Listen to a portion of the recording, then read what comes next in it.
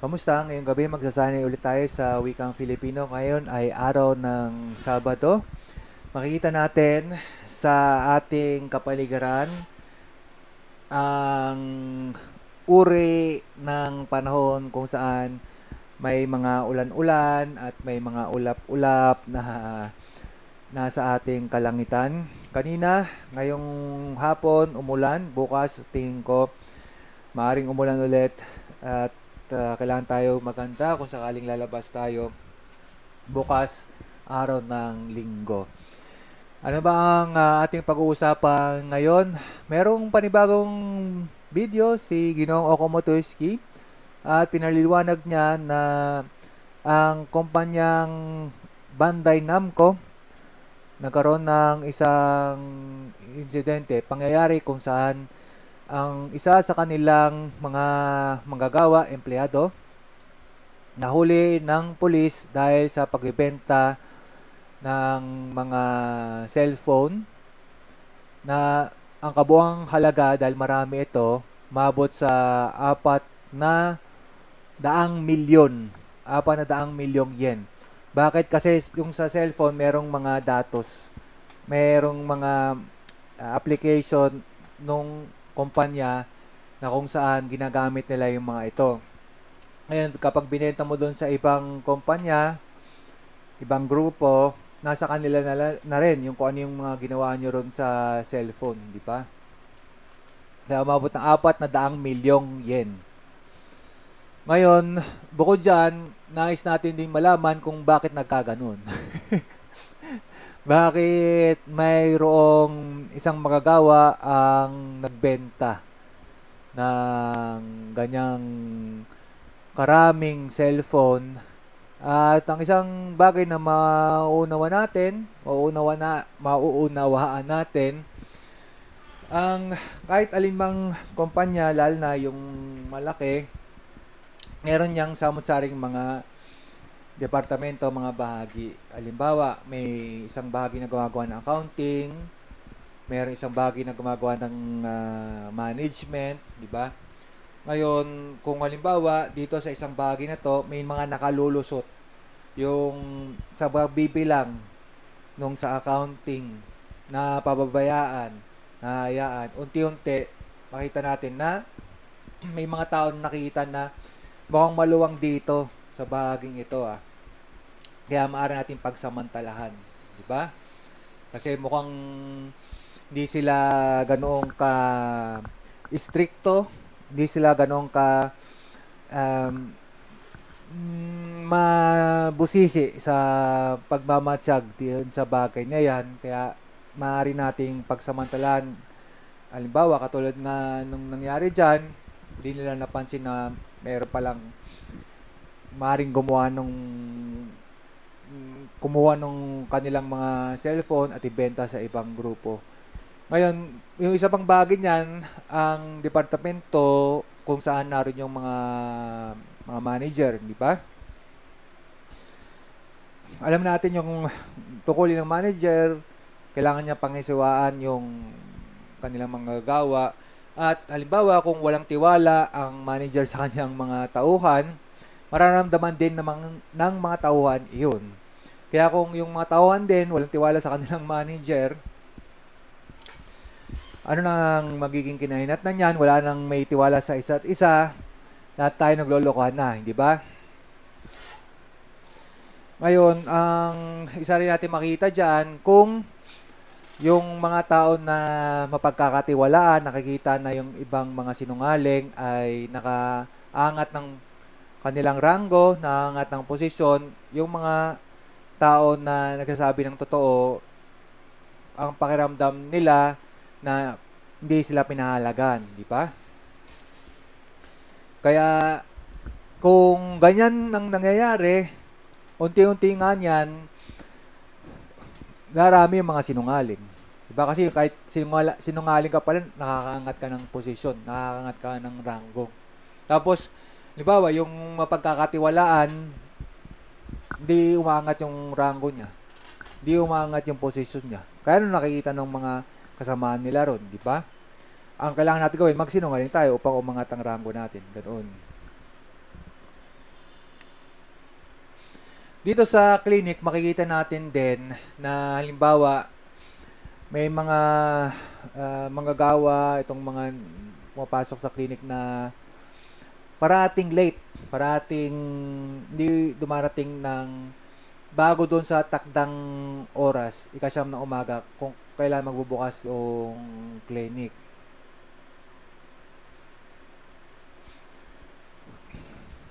Bakit ganon, hindi ba? Katulad nung nakita natin dito sa departamento kung saan naroon yung mga manager, bakit walang tiwala yung mga manggagawa doon sa manager at bakit wala rin tiwala yung manager sa mga manggagawa? Katulad nga nung mga dumarating na late, mukhang nakalulusot naman din kasi sila. Ayos lang naman din. Hindi naman sila natatanggal sa trabaho, ano. Kaya gagawin pa rin nila, hindi ba? Yung ganyang mga bagay kasi, halimbawa, ang sa tingin natin, malit lang na bagay naman yung ilang minuto kang mahuli, di ba? Kaya lang unti-unti makita mo tumataas. 20 minuto na ang nakalipas, wala pa rin.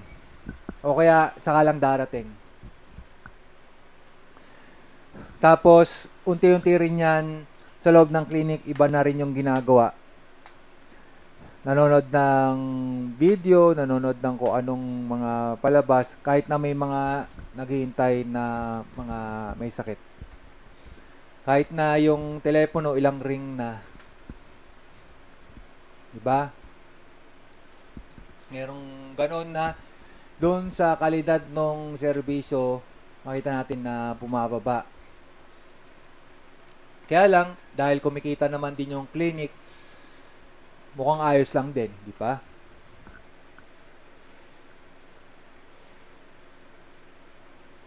Kaya ang isang may tatanong natin, bakit nga ba kumikita yung clinic? Kung yung serbisyo napaka-bulok, bakit kumikita pa rin yung clinic? Ang isang maisip natin, kasi napagagaling yung mga may sakit. Kung di gumagaling yan, hindi na babalik yan, di ba?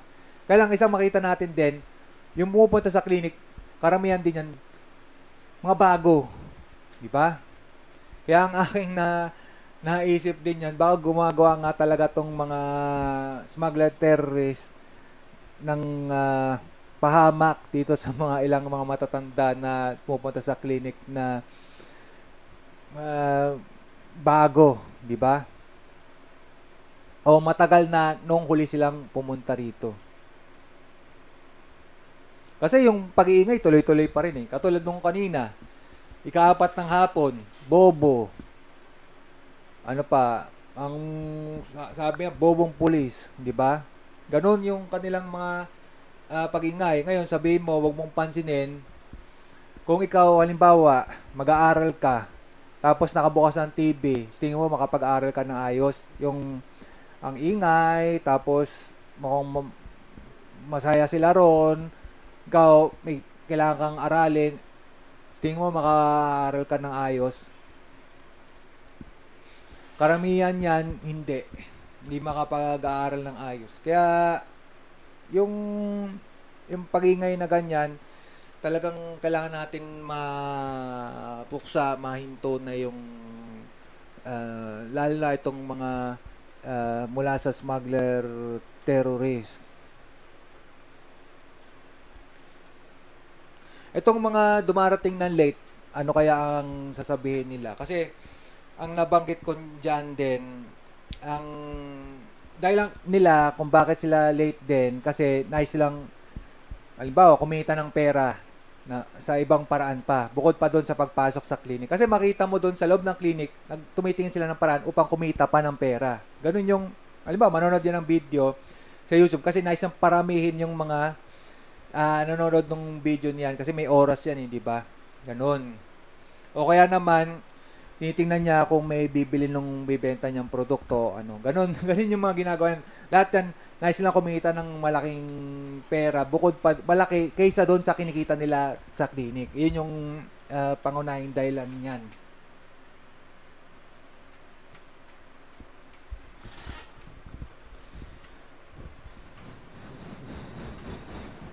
Ang suliranin nga lang dyan kasi, halimbawa, mag-aaral ka sa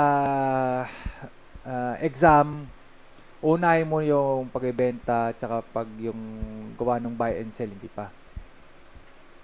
Kaya ang nabanggit ko nga dyan, yung buy and sell, kailangan natin malaman bakit mo ba kailangan yan ngayon, di ba? Kailangan ba kumita ngayon ng pera kaagad? Ano ba yung dahilan mo? Ang tingin ko kasing isang dahilan din yan, mapasa mo naman yung exam, sa huli niyan, higit na malaki pa rin ang kikitain mo ngayon. Di ba? Sa pagbibenta ng kung anong bagay. Kaya lang, tulad nga nung nabanggit ko sa wikang Ingles, sa klase sa wikang Ingles, sa simula, mukhang may bumibili, kaya lang unti-unti makita mo na may gagawa ng order. Pagdating mo, wala. O kaya, may nais kang bilhin. Pagtingin mo, hindi dumarating. Di ba? Kaya ginawa lang nila sa simula na may bumibili, may mga nagtatanong ganyan, upang ikaw mapasok ka ron. Tapos yung panahon mo, yung pera mo, nilaan mo dyan, kaya lang, sa uli hindi ka kumikita. Kasi nakita ko na rin yan doon sa isang manggagawa sa clinic. Naglalaan ka ng pera sa health product kasi ang palagay niya, kikita siya ng mabilis. Kaya lang sa uli, sino yung bumili ng produkto? Naiwan, nakatenga na lang, walang bumili. Sa uli, lumipat na lang siya sa ibang mapapasukan.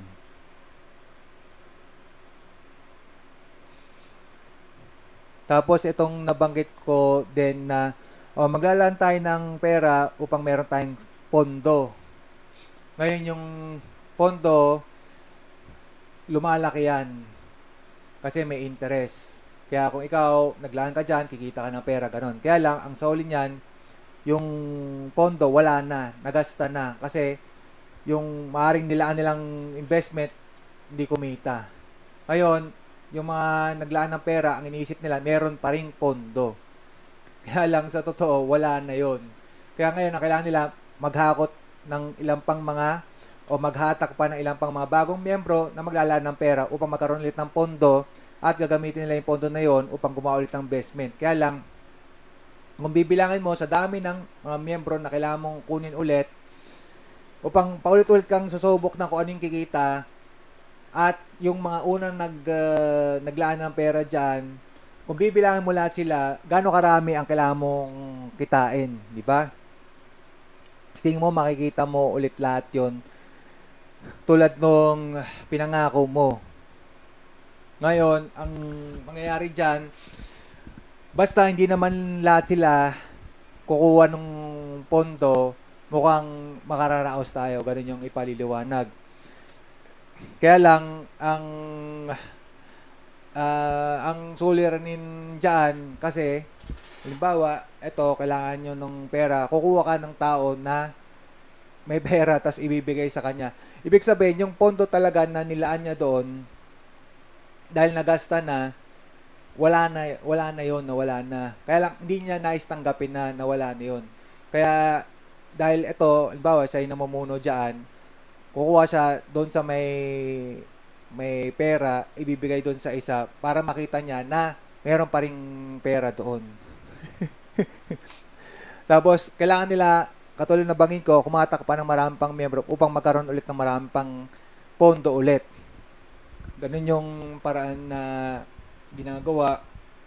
At tulad nga rin ng isa pang paraan dyan, kung may miyembro na maraming pinag-utangan, namatay, edi yung inutang niya, nawala na rin, di ba? Kaya halimbawa, itong tao, nangangailangan ng pera dahil naglaan siya ng pera sa pondo, kukuha ka ng tao na makapagbibigay sa kanya pera. Tapos yung isang tao na to, umutang. Siya pala yung umutang. Tapos, dahil may utang siya, at namatay siya, yung utang niya, hindi na nabayaran, kumita na kayo doon, di ba? Kasi binigay niya yung pera doon sa isang tao kanina na nangangailangan. At ito, dahil hindi niya mababayaran kailanman yung inutangan niya kasi namatay na siya, ano nangyari? Gumawa lang kayo ng gulo doon sa pinag-utangan mo. Katulad dito sa clinic, alam natin maraming umuutang dyan. Tingin mo babayaran? Umuutang, kaya lang hindi mabayaran tapos kumukubit na rin ng pera kasi yung kailangan nila sa pamilya ng lumalaki na lumalaki, may nag-aasawa, may nanganganak, may nagkakaroon ng kung anong mga emergency o ano, palaki sila na palaki, hindi na nila talaga mabayaran yung kailangan nilang bayaran. Kaya ang sagot niyan, wag na nyo palakihin kasi ng palaki yung pamilya ninyo. Wag na kayong gumawa ng marami pang anak. Kaya lang, sasabihin, paano mo maiwasan yun? Nagkaganyan, na nabuntis, o nga ganon, di ba? Tapos, yung mga miyembro, hindi lahat nakapagtapos. O kaya naman, walang mahanap na hanap buhay. O, sino lang yung meron? O, itong mga to lang, itong mga nanay. Sabihin nila, mga nanay kami, kailangan namin pakainin ang mga anak. Kaya lang, yung isa pang bagay na kailangan alahanin, yung turuan yung anak. Bakit nagkaganyan? Di ba?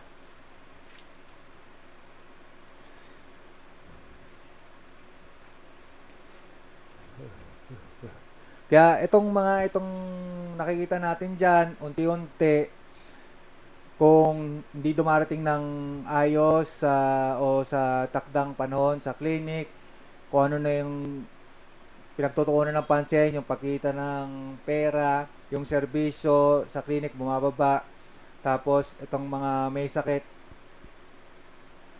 ang kanilang pananaw, basta makakuha ko ng gamot o ano, kailangan ko, ayos na ako. Yung kailangan talaga nating gawin na kung saan yung giginhawa, yung bawat isang may sakit, yung mga manggagawa sa clinic din, hindi makakamtan.